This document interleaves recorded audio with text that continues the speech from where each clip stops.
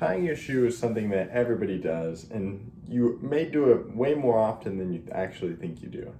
According to the Minneapolis Post, we spend on average over a month of our lives just tying our shoe, and this is totally crazy. So today I'm going to be hopefully teaching you how you can tie your shoe in a much more efficient and quick way than you already do. So, my name's Jack Bonnell, and over the past few months, I've spent a little bit of time working on quicker ways of tying a shoe, and I used a WikiHow to look at all the different ways that people have come up with to tie shoes. The way that I found to be the most fast is called the Ian knot, and it was shown to me by a guy named Toby Larone. So, the prerequisites that you're going to need with this are you're going to need two hands, you're going to need an untied shoe that's already laced, and that's really those are the only materials that you're going to need for this.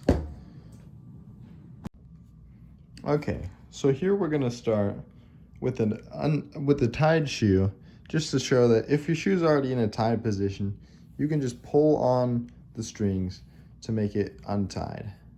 And then once it is untied, we will be ready to completely tie it. So completely untie the shoe, and as you can see, we have a completely untied shoe that is in fact laced.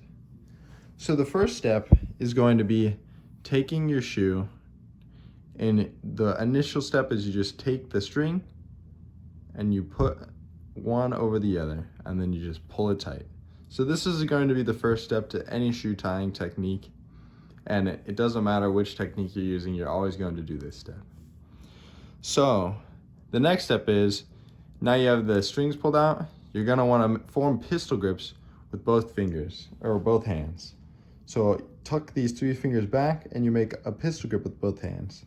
Now with these three fingers, you're going to want to grab the strings, each string. Now you see we have them grabbed. Well, now with one hand, in this case, I'm going to use the left hand. We're going to go under the string, and then with the other, we're going to go over. So this is going to require us to twist our hand to go over. So this one, we're twisting that this way. This one, we're twisting this way. And then now that we have the strings like this, all we're going to do is we're going to turn the strings perpendicular.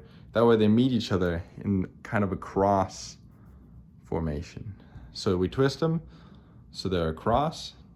And then the next step is we just put them together, and as you can see here, we're just gonna pinch this string with this hand, and then with this other finger, we're gonna pinch the bottom part, and you just pull it through, and you have a fully tied shoe. So one more time, we'll do it a little bit quicker. So you tie the initial knot like that, and then you have it like this, you grab, you go over, under, twist, pull. So done really quickly, it'll look like this. Okay. So things you're gonna want to avoid when trying to do this are you're gonna want some decently length strings or laces for your shoelaces, because when you're trying to learn initially, it's gonna be kind of difficult if the shoelaces are shorter.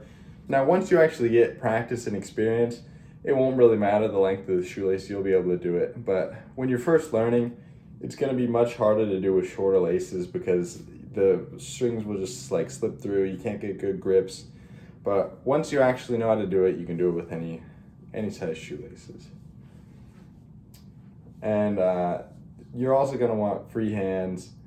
The shoelaces made of like leather or tougher materials are also going to be hard to learn with, but again, you can tie it with any type of shoelace after your experience with this.